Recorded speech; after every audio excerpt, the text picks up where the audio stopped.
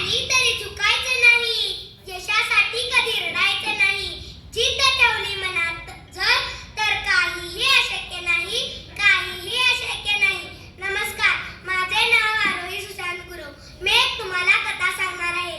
जिद्द, आत्मविश्वास, चिकाटी, मेहनत या सूत्राद्वारे आपण कोणत्याही कठीण प्रसंगावर मात करू शकतो.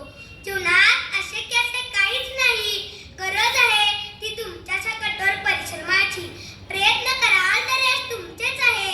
अशा कठोर परिश्रमाने यशाची दारे उघडी करणारी आज मी तुम्हाला एक कथा सांगणार आहे. माझ्या कथेचे नाव आहे जिद्द. ही कथा आहे अपार मेहनतीची. ही कथा आहे अपार कष्टाची. ही कथा आहे एका चिकाटीची. ही कथा आहे संकटाला ठणकावून सांगणाऱ्या एका रंगरागिणीची. ही कथा आहे एका जिद्दीची. आणि ही कथा आहे जगातील सर्वात वेगवान धावपटू विल्मा रुडोल्फची. मित्रांनो, विल्मा हिचा जन्म अमेरिकेतील एका गरीब कुटुंबात झाला. वयाच्या 4थ्या वर्षी तिला पोलिओ व निमोनिया या दोन्ही आजारामुळे ती पांगळी झाली. आजारासाठी सळे असलेले बूट ती चालायला वापरू लागली. तिला डॉक्टरांनी सांगितले की तू कधीही जमिनीवर पाय ठेवू शकणार नाहीस. हे वाक्य ऐकताच विल्माच्या एका पायाखालची जमीन सरकली. आता सर्वच संपले असे तिला वाटू लागले. डोळ्यासमोर अंधार दाटून आला. पण क्षणातच विल्माच्या आईने स्वतःला सावरले. एक रस्ता बंद होता, कानाने कोसळले, पण पंखात आहे विश्व तुझला मोकळे, विश्व तुझला मोकळे. हा विचार विल्माच्या आईच्या मनात लागला. आणि दुसऱ्या क्षणी ती विल्माला म्हणाली, देवाने दिलेली क्षमता, चिकाट आणि विश्वास याच्या आधारे तू तुला हवे ते करू शकशील. विल्मा म्हणाली की मला या जगातील सर्वात वेगवान धावपटू व्हायचं आहे.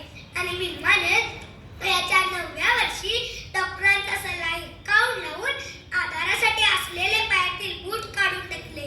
तिला डॉक्टरांनी सांगितले होते की तू कधीही जमिनीवर पाय ठेवू शकणार नाहीस.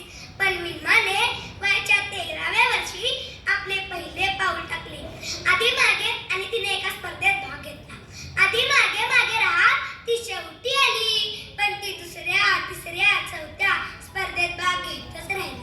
असं करत करत एके दिवशी ती पहिली आली आणि तिने वयाच्या 15व्या वर्षी स्टेट युनिव्हर्सिटीतल्या स्पर्धेत भाग घेतला. जुट्टा नावाच्या एका मुलगी बरोबर तिची ती शर्यत होती. पहिली शर्यत म्हणजे 100 मीटर धावण्याची. विल्माने पहिल्यांदा जुट्टाला हरवले आणि पहिले सुवर्ण पदक मिळवले. दुसरी शर्यत म्हणजे 200 मीटर धावण्याची. विल्माने दुसऱ्यांदा जुट्टाला हरवले आणि दुसरे सुवर्ण पदक मिळवले. तिसरी शर्यत म्हणजे 400 मीटर धावण्याची रिलेची शर्यत होती ती. आणि पुन्हा एकदा विल्माची जुट्ट्याशी गाठ होती. तो सर्वात वेगवान धावपटू असतो तो शेवटच्या टप्प्यात धावतो. पहिल्या 3 धावपटू या व्यवस्थित धावल्या, पण विल्माच्या वेळी विल्माच्या हातातून बॅट खाली पडली. विल्माने दुसऱ्या टोकाला पाहिले तर जुट्टा धावत होती. विल्माने तसेच बॅट उचलले आणि ती धावू लागली. आणि ती अशा यंत्रात वेगाने धावली की विल्माने तिसऱ्यांदा जुट्टाला हरवले आणि तिसरे सुवर्ण पदक मिळवले. मित्रांनो, पोलिओमुळे अपंग असलेली विल्मा 1960च्या ऑलिम्पिकमध्ये जगातील सर्वात वेगवान धावपटू ठरली आणि तिने इतिहास घडवला.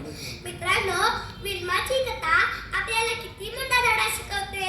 म्हणूनच मला म्हणावेसे वाटते की कोशिश जारी रख, जरूर सबर तेरा ही काम होगा, बस धैर्य बांधे रख, उस पर तेरा ही नाम होगा, उस पर तेरा ही नाम होगा. मित्रांनो, एक आई आपल्या मुलासाठी जगातील कठीण संकटाचा देखील